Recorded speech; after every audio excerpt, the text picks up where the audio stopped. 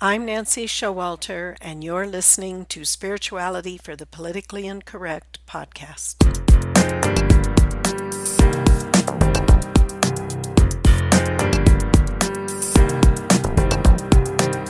Welcome, all radical paradigm shifters and creative change makers. You who dare to create a better life and a better world. Tap into the power that resides within you and use that power for constructive change.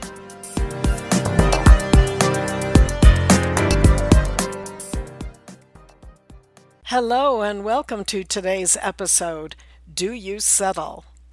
Even though I'm going to begin by giving you some statistics and data about employment, this question, do you settle, is to be asked about your employment, your business, or schooling, or retirement, whatever stage of life you're in, and about life itself.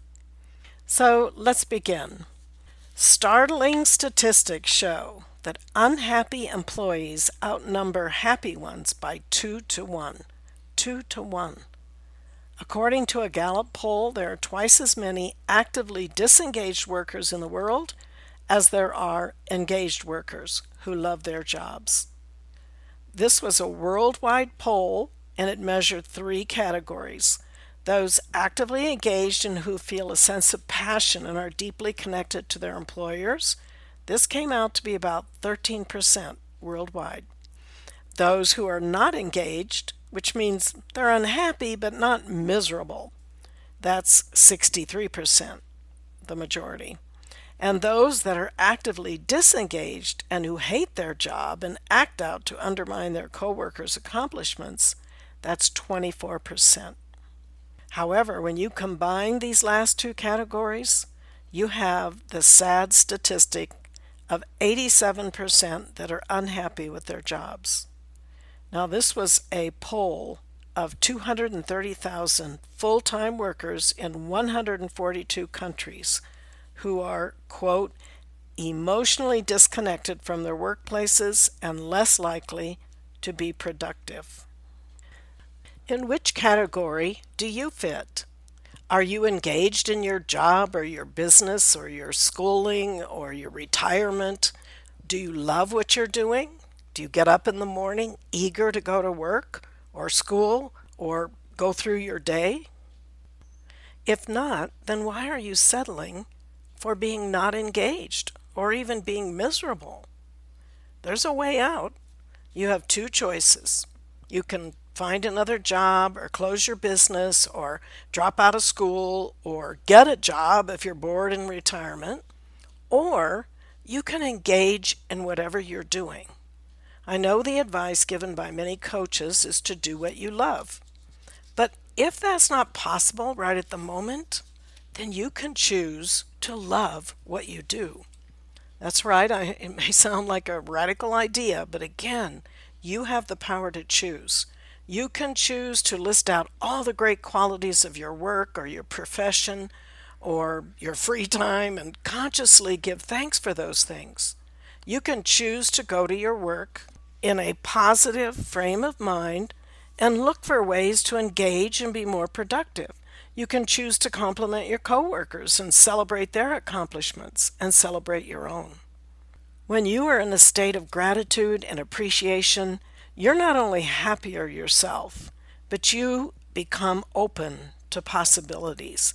Those possibilities might have been there all the time, but you just couldn't see them when you're in a state of complaining, hating, or just wishing you were somewhere else. You free your creative energy to see other possibilities when you are in a state of gratitude and appreciation. And when that happens, it's amazing how doors will open without you struggling. Because gratitude and appreciation brings your vibration up. It puts you into a higher place where the universe can bring to you the better job, the fulfillment in your business and the productivity and abundance in the business and the success of the business, or learning in school, or finding the right hobbies or places to give of yourself if you're retired. So, taking responsibility for how you react to life and its circumstances, that's the first step to an abundant life.